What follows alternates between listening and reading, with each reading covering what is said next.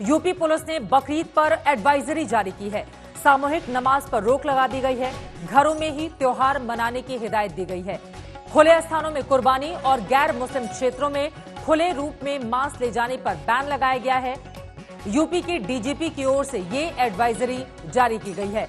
लोगों को घर में ही रहकर बकरीद मनाने की, साथ ही सामूहिक रूप से नमाज पढ़ने पर रोक लगा दी गई है। इसके पीछे की वजह यह है क्योंकि कोरोना के आंकड़े जिस तरह से बढ़ते हुए चले जा रहे हैं, उसके मद्देनजर सामूहिक रूप से ज्यादा लोग एक जगह पर इकट्ठा नहीं हो, एक साथ नमाज अदा नहीं करें। जो दिशा निर्देश जारी किए गए हैं, सामूहिक आयोजन पर रोक लगा दी गई है। ये नई गाइडलाइंस निकलकर सामने आई हैं। इसके अलावा घर पर ही त्योहार को मनाया जाए। बकरीद पर खासतौर से ये पुलिस की अहम एडवाइजरी है कि इस त्योहार को अपने घर पर ही मनाएं, बाहर ना निकले। खुले स्थान पर कुर्बानी देने पर रोक लगा दी गई है। ऐसा अगर करता हुआ कोई पाया जाएगा तो फिर उसके खिलाफ पुलिस कार्रवाई करेगी। खुले रूप में मांस ले जाने पर भी बैन कर दिया गया है। बकरीद पर यूपी पुलिस का यह सख्त दिशा निर्देश सामने आया है, जिसको पालन करना होगा। बकरीद पर दिशा निर्देश जारी किए गए हैं। प्रतिबंधित पशुओं की कुर्बानी पर भी रोक लगा दी गई है। हालांकि जो प्रतिबंधित पशुओं की कुर्बानी थी उस पर पहले से ही रोक थी, लेकिन उसको लेते हुए नई गाइडलाइंस जारी की गई हैं। संवेदनशील स्थानों की निगरानी के भी दिशा निर्देश जारी हुए हैं। आपको बताते चले, दरअसल इस मुद्दे पर यूपी में सियासत हो रही है। संभल से समाजवादी पार्टी के डॉक्टर शफीकुर रहमान बर्क बकरीद पर मस्जिदों में नमाज की मांग कर रहे थे। इस पर बीजेपी सांसद बीजेपी के नेता संगीत सोम ने उन्हें जेल भेजने तक की धमकी दे डाली। सुनिए कि भाई फासला भी रहे, आपस में फासले से लोग नमाज पढ़ने खड़े हो और आपस में मिले नहीं। ये हमारी भी ख्वाहिश है और मुंह में उनके मास्क भी लगा हुआ हो। तो ये सारी चीजें जो जरूरी है वो तो हम उनका पालन करना भी चाहते हैं, कराएंगे भी अगर ऐसा हुआ तो, और नहीं हुआ तो उसका कोई सवाल नहीं, तो अपने घर ही पढ़ेंगे। हमने ईद उल फित्र की नमाज भी घर ही पढ़ी, हम तो कहीं न गए पढ़ने के लिए। और मैं तो ये बैठा हूँ, आज तक कभी मस्जिद में नमाज पढ़ने नहीं गया हूँ। ये कोई समाजवादी और बसपा की सरकार नहीं है, भारतीय जनता पार्टी की सरकार है।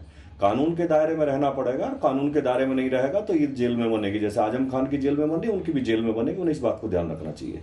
सर, उन्होंने ये भी कहा कि मुसलमानों का बड़ा त्योहार है बकरीद, और जानवर खरीद के लाते रहे, लेकिन अब बाजार नहीं लग रहे हैं। तो ये किसने कह दिया है कि बकरीद पे बकरा काटेंगे? अरे साग आलू बना के भी त्योहार मनाया जा सकता है। इस कोरोना काल के संकट में जानवरों का काटना वैसे भी गलत है और जानवरों का मीट खाना गलत है। साग आलू खा के त्योहार बनाना चाहिए। और सर, उन्होंने ये कहा कि जब तक नमाज नहीं पढ़ी जाएगी, मस्जिदों में मुसलमान नहीं जाएगा, तब तक कोरोना को नहीं भगाया जा सकता। इस तरह की पाबंदी लगाना ठीक नहीं है। तो सबसे पहले पाकिस्तान में भगा दें, वहां तो मंदिर ही नहीं बनने दे रहे हैं, तो वहां मस्जिद है, वहां क्यों नहीं कोरोना भाग रहा है? हिंदुस्तान कानून के हिसाब से चलता है, और कानून आज लॉ यही कहता है कि कोरोना काल में जो सरकार ने नियम बनाए हैं वो मानने चाहिए और मानने पड़ेंगे। और मैं फिर एक बार कह रहा हूं कि मिस्टर रहमान को यह ध्यान रखना चाहिए कि उनकी खाला की सरकार नहीं, भारतीय जनता पार्टी की सरकार है, नियम कायदे कानून से ही चलेगी। कोरोना की वजह से ये सब कुछ हो रहा है, लेकिन राजनीति चरम पर है। बीजेपी के विधायक को आप सुन रहे थे। योगी सरकार में अल्पसंख्यक मामलों के मंत्री मोहसिन रजा कहते हैं कि नमाज पर नहीं, भीड़ पर रोक है ताकि कोरोना ना फैले। बकरीद आने वाली है और समाजवादी पार्टी के सांसद शफीकुर रहमान बर्क ने एक बार फिर ये मांग उठाई है कि इस ईद के पहले मस्जिदें खोल दी जाएं, साथ साथ कुर्बानी के लिए भी उन्हें अनुमति दी जाए। हमारे साथ इस वक्त मोहसिन रजा हैं, जो कि अल्पसंख्यक मामलों के मंत्री हैं। मोहसिन जी, समाजवादी पार्टी के सांसद हैं, उन्होंने कहा है कि मस्जिदें खोली जाएं और जितने लोग जैसे पहले नमाज होती थी वैसे हो, क्योंकि 5 लोगों की ही इजाजत है अभी तक। मुझे लगता है कि वो एक बहुत सीनियर सांसद हैं शफीकुर रहमान बर्क साहब, और उन्हें इस वक्त कोरोना जैसी महामारी के दौरान इस तरह का बयान, गैर जिम्मेदाराना बयान नहीं देना चाहिए, क्योंकि इस वक्त जरूरत है कुर्बानी, बकरे की कुर्बानी से ज्यादा जरूरी है इंसानी जानों को बचाना।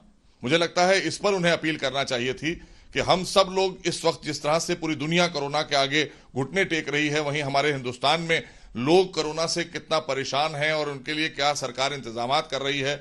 हमारी जरूरत इस बात की है कि हम सब मिलकर उनकी जानें बचाने, इंसानी जानें बचाना ज्यादा जरूरी है बनिस्बत ऐसे वक्त में कुर्बानी, क्योंकि ये कुर्बानी अल्लाह को ज्यादा पसंद आएगी जो हम इंसानों के लिए करेंगे।